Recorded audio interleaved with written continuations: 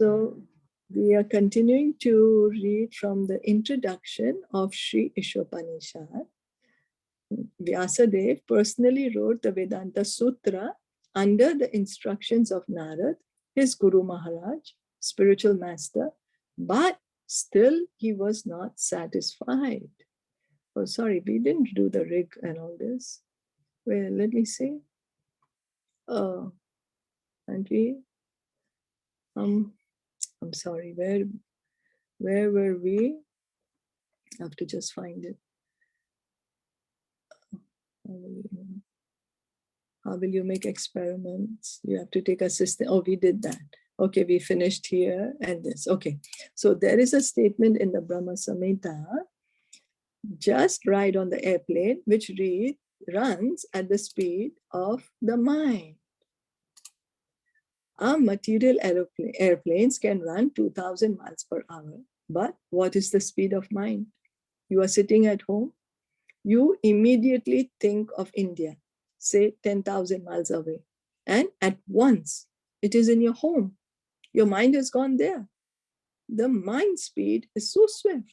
Therefore, it is stated, if you travel at this speed for millions of years, you will find that the spiritual sky is unlimited. It is not possible even to approach it. Therefore, the Vedic injunction is that one must approach. The word compulsory is used, a bona fide spiritual master, a guru. So what is Brahma Samhita saying? Brahma Samhita is saying that even if we try with our minds and all the Vedas, so our minds can travel so fast. We know the fast trains are there. The fast airplanes are there. So fast we can travel if we want to go from Taiwan to India. But by our mind, we can be there in a moment. With our mind, we can travel anywhere, everywhere. We can go to America in a moment. And we are sitting in there, you know. So now if our mind, we try, so mind is so fast. Now, if at this speed for millions of years, we don't even have a life of million years, but still, even say, for example, I could live for 1,000,000 years. And with my mind, with my thinking, thought process, I'm trying to come to the spiritual world. I will never be able to approach it because the spiritual world is unlimited. We cannot approach the spiritual world like that just by our mental imagination, mental speculation. So what the Vedas are saying, Vedic injunction, one must approach, must, compulsory. Approach who? A spiritual master or a guru. But what kind of a spiritual master or a guru? A bona fide. A person who's really a guru. And what is the qualification of a spiritual master? He is one who has rightly heard the Vedic message from the right source. And he must practically be firmly established in Brahman. These are the two qualities he must have, otherwise he is not bona fide. So what is the qualification of the guru? That he must have heard this transcendental knowledge, this Vedic knowledge. He must have heard from the right source, means his guru, he has heard it from his guru, and his guru has heard it from his guru, which is beginning from Krishna. Just to make sure that the knowledge is perfect, because otherwise the knowledge will be imperfect. We just heard we are imperfect. Each of us are imperfect here. We have 4 defects. So just so that the knowledge is perfect, we are imperfect, but we can hear the perfect knowledge. How? Hearing it from the right source. And what else? Not only hearing, he must be practically, firmly established in Brahman. Means he must understand his true position.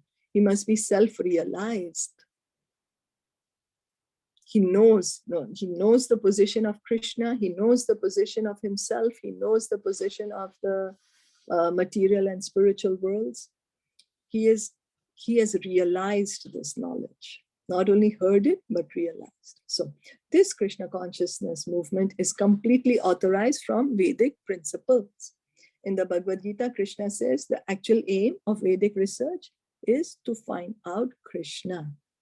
So Krishna says in Bhagavad Gita, Vedescha sarver aham eva vedayo, Vedanta krit vedavid. That, I forget the last line. But anyway, what Krishna is trying to say is, by all the Vedas are so vast. What is the use? What is the necessity of these Vedas? By all the Vedas, it is I who am to be known. Means all the Vedas is to bring us to the point that Krishna is the Supreme Lord. He is the Supreme Lord. In the Brahma Samhita, it is also stated Krishna Govinda has innumerable forms, but they are all one. They are not like our forms, which are fallible. His form is infallible. My form has a beginning, but his form has no beginning. It is Ananta. And his form, so many multiforms, has no end. So we can see now, Brahma Samhita, what is Brahmaji saying? Krishna Govinda has innumerable forms, but they are one. How can be? He has many, many forms, but they are one. This is a contradiction, right? Many forms, but they are all one. What's being said? But that's Krishna. All contradictions can be clarified in Krishna because he's inconceivable. His inconceivable potency. Krishna is personal and impersonal at the same time. How can be? Why not? He's God. He has to be like that because it's complete and perfect. There's nothing beyond him. There's nothing higher than him. So, and Krishna's forms are all infallible. Never forget. He never forgets his position. We are in this material world right now. We have forgotten our true position. We are thinking we are the body. Okay. And then my form has a beginning, but his form has no beginning. It is Ananta. Krishna's form is unlimited. Oh, but he's unlimited. Yet we are saying he has two hands and he has eyes and nose. As he is unlimited and he has this form that I can see. How can be? Yes, because that's Krishna. Again, he's impersonal and personal at the same time. The Brahman is coming from him. The light, the Brahma Jyoti is coming from him. So, and his form, so many multiforms, has no end. No end. My form is sitting here and not in my apartment. You are sitting there and not in your apartment. But Krishna can be everywhere at one time. He can sit down in Golok Vrindavan and at the same time, he is everywhere, all pervading. So we can't be at many places at one time. Okay, if I get mystic yoga, maybe I can expand 8 of myselves. Or mystic yogis can do that. They can expand up to 8 times. But what about Krishna? He can be everywhere. He is everywhere. He is everywhere in his Paramatma feature, in his Brahma Jyoti feature, Brahman feature. But yet he's still in Golok Vrindavan. So he can sit down in Golok Vrindavan and at the same time, he's everywhere, all pervading. He's original, the oldest. But whenever you look at a picture of Krishna, you'll find a young boy, 15 or 20 years old. So he's the original person. He's the one who is there, the origin, the first, right? So he should be old, right? Because he's eternal, he's coming from time immemorial. But how, does he look old? No. He looks like a young man, like a young boy. You will never find an old man. You have seen pictures of Krishna as a charioteer from Bhagavad Gita. At that time, he was not less than 100 years old. He had great grandchildren, but he looked just like a boy. So at the Bhagavad Gita, at the fight, the war of Kurukshetra, where Krishna is sitting on the chariot and Krishna is driving the chariot of Arjuna. He's about 100 years old at that time, not less than 100 years old. But does he look 100 years old? No, he looks so young. Over here, already at middle age, our bodies are looking old. What's going to happen when we are 100 years old? I don't know if you all have seen, like, people who are 80 years, 90 years, or even 100 years. They look old, worn out. The body looks deteriorated, but not Krishna. God never becomes old. That is his supreme power. And if you want to search out Krishna by studying the Vedic literature, then you will be baffled. It may be possible, but it is very difficult. If we are going to say, I'm going to try to find Krishna from the Vedas, we are going to become so confused. The Vedas, because the Vedic hymns are going to confuse us like anything. We will not be able to understand. It may be, but it might take lifetimes. It might take lifetimes. But you can very easily learn about him from his devotee. His devotee can deliver him to you. Here he is, take him. That is the potency of Krishna's devotees. So it depends on us. We want to find out the absolute truth. We say, I'm going to go to the Vedic literature. It might take us lifetimes. Or we can listen to the bona fide devotee, coming in the bona fide parampara, disciplic succession. And we can learn about Krishna from him. Like now how Prabhupada is giving us Krishna. He's teaching us about Krishna through all his books. We are seeing he's revealing Krishna to us. He's revealing the position of Krishna, the heart of Krishna, our position. That's how we are learning about Krishna from Srila Prabhupada. How did he learn it? From his guru. How did he learn? From his guru. How did he learn? Like that, coming from Lord Brahma. How did Lord Brahma learn? Krishna gave it. Krishna showed him. So that is the potency of Krishna's devotees, and that's the reason we need to hear in the parampara system.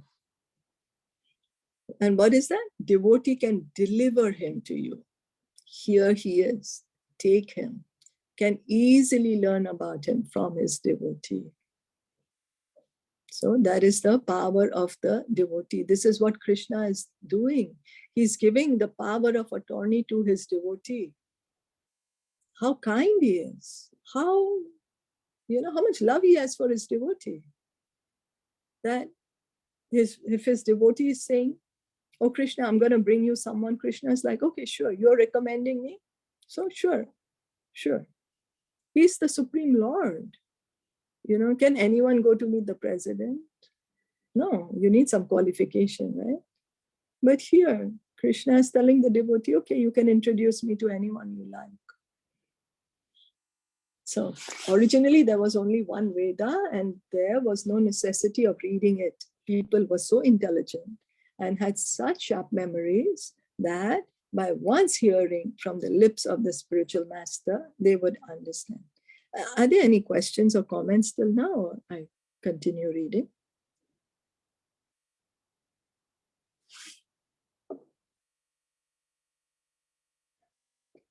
If no, then we continue reading.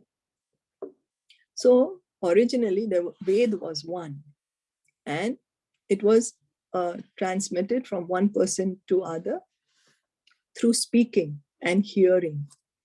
People were very intelligent, they had very sharp memories. The guru would tell them and they would understand it.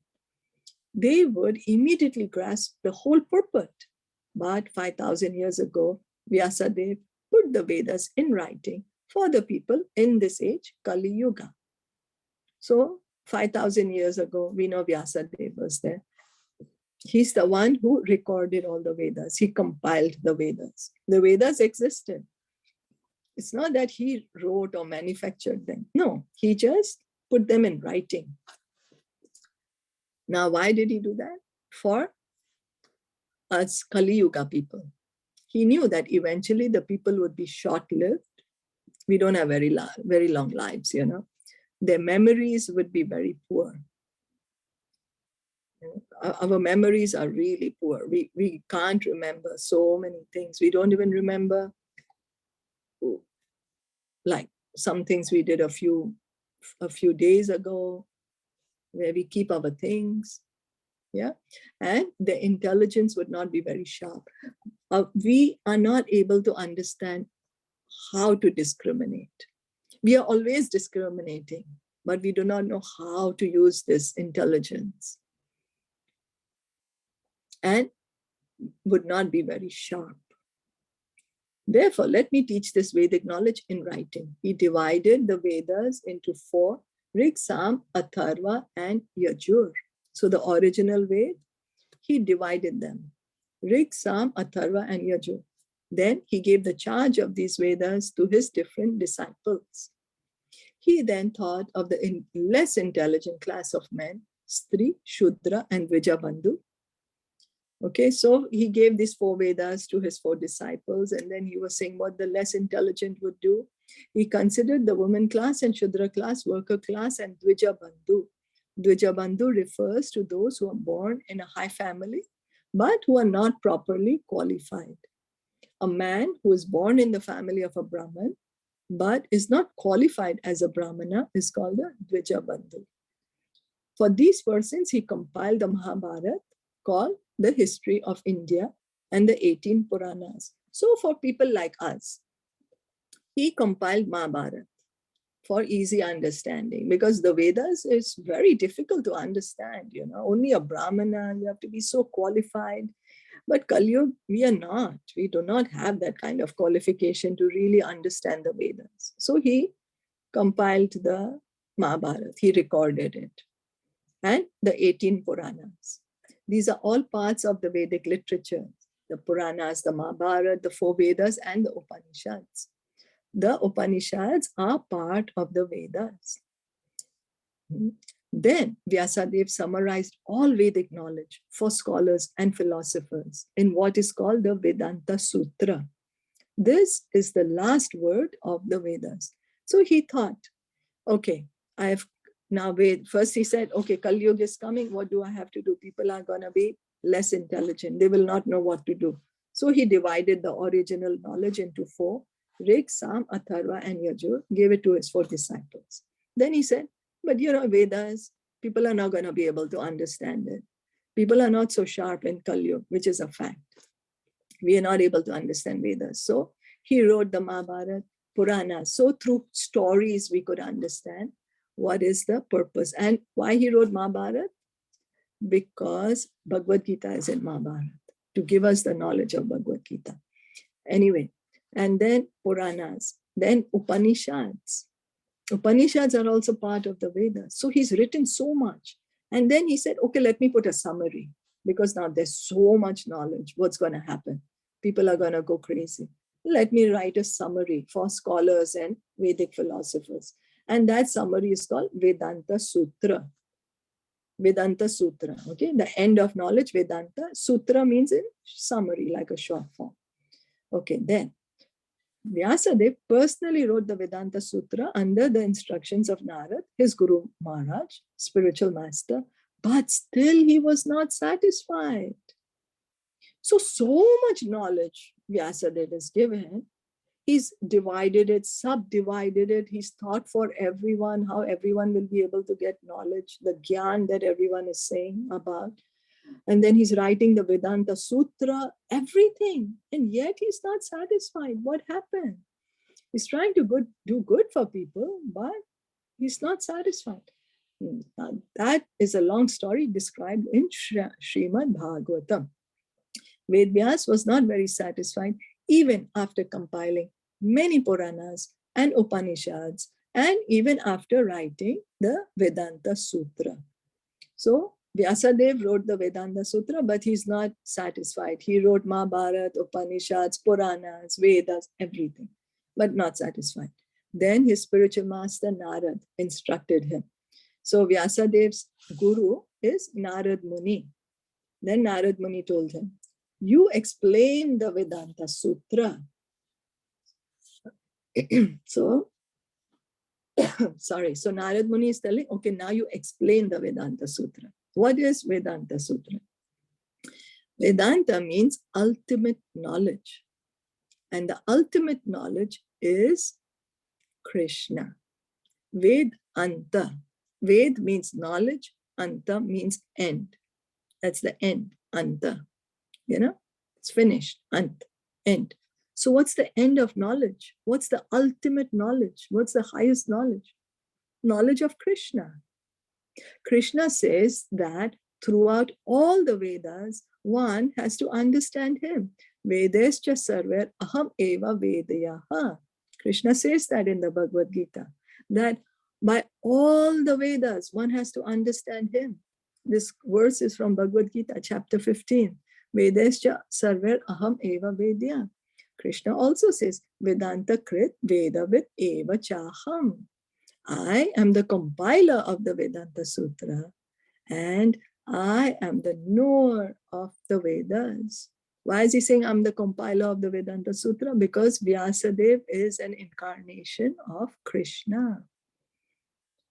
He's an incarnation of Krishna, Vyasadeva. So that's how he was able to compile the Vedas. No ordinary person would be able to compile the knowledge and not make mistakes, because we have to understand this has to be perfect knowledge. So it's Krishna, it's Krishna's incarnation, Vyasadeva, who's compiling the Vedas. And Krishna says, I am the knower of the Vedas, because the original knowledge, the original Ved is spoken by Krishna. We heard about that in Srimad Bhagavatam, how Brahma is saying that the original knowledge was given to him by Krishna. Therefore, the ultimate objective is Krishna. That is explained in all the Vaishnava commentaries on Vedanta philosophy. So there are many commentaries on Vedanta philosophy, and the Vaishnavas have their commentary, and in which they clearly explain that Krishna is the ultimate objective. So then, we Gaudiya Vaishnavas have our commentary on Vedanta philosophy called Govinda Bhashya by Baladev Vidya Bhushan. Now, Prabhupada is saying, because he's coming in the disciplic succession, in the parampara of Gaudiya Vaishnava. Why are we called Gaudiya Vaishnava? We are Vaishnavas. We worship Lord Krishna and Gaudiya, starting from Lord Caitanya, specifically Lord Chaitanya's line. That's why Gaudiya Vaishnava. And the commentary on Vedanta philosophy is called Govinda Bhasya. Who wrote it? Baladev Vidyabhushan. Why is this called Govinda Bhashya? Means that which is spoken by Govinda. The deity of Govindaji, he personally spoke this commentary to Baladev Vidyabhushan. That's a very interesting pastime, but we won't get into it now. So similarly, Ramanujacharya has a commentary and Madhavacharya has one. Okay, so we see that all the great acharyas, they have a commentary on the Vedanta Sutra. The version of Shankaracharya is not the only commentary. There are many Vedanta commentaries, but because the Vaishnavas did not present the first Vedanta commentary, people are under the wrong impression that Shankaracharya's is the only Vedanta commentary. So we can see that there are many, the Vaishnavas each have written the Vedanta Sutra, the commentary on the Vedanta Sutra. But just because Shankaracharya's was the first, so people think that that's the only one, but that's not true. Besides that, Vyasadeva himself wrote the perfect Vedanta commentary, Srimad Bhagavatam. So Srila Vyasadeva, he wrote the Vedanta Sutra. Then his commentary on the Vedanta Sutra, he's written as Srimad Bhagavatam. So then, how important is the position of Srimad Bhagavatam now? Imagine all the Vedas, all the Puranas, all the Upanishads, the Rig, Sam, Yajur, Ved, Atharva Ved, Mahabharat, Puranas, Itihasas, Upanishads. Then finally the Vedanta Sutra, and now the commentary on Vedanta Sutra, that's Srimad Bhagavatam. So we cannot even imagine how we are getting all the knowledge just by hearing Srimad Bhagavatam. Srimad Bhagavatam begins with the first words of the Vedanta Sutra, Janmadi Asya Yataha. And that Janmadi Asya Yataha is fully explained in Srimad Bhagavatam. So the Vedanta Sutra begins, the first aphorism, it's called Janmadi Asya Yataha. What is the meaning? Vedanta Sutra hints at what is Brahman, or the absolute truth. The Vedanta Sutra just gives a hint. For example, if I'm going to do, if I'm not yet doing a specialized course, but just not a general course. So then I will not understand so much in detail, right? I will just have a slight understand. But if I want to understand further details, I have to do specialization. So it's something like that. So Srimad Bhagavatam is if we want to get detailed understanding of the absolute truth. So the absolute truth is that from whom everything emanates. This is a summary, but it is explained in detail in Srimad Bhagavatam. So the Vedanta Sutra just says that whom everything emanates. But what is that from whom everything emanates? What is the nature? What is the characteristics? Who is that absolute truth from whom everything emanates? Is explained in detail in Srimad Bhagavatam. If everything is emanating from the absolute truth, then what is the nature of the absolute truth? That is explained in Srimad Bhagavatam. The absolute truth must be consciousness. He is self-effulgent Swarat. We develop our consciousness and knowledge by receiving knowledge from others. But for him, it is said that he's self-effulgent. So how do I get knowledge? I hear from someone. I'm reading Prabhupada's books. I hear from my Guru Maharaj. I hear from the devotees. They heard it from their spiritual master, their Guru. But Krishna, he has all the knowledge. He didn't hear from anyone else. He knows it himself.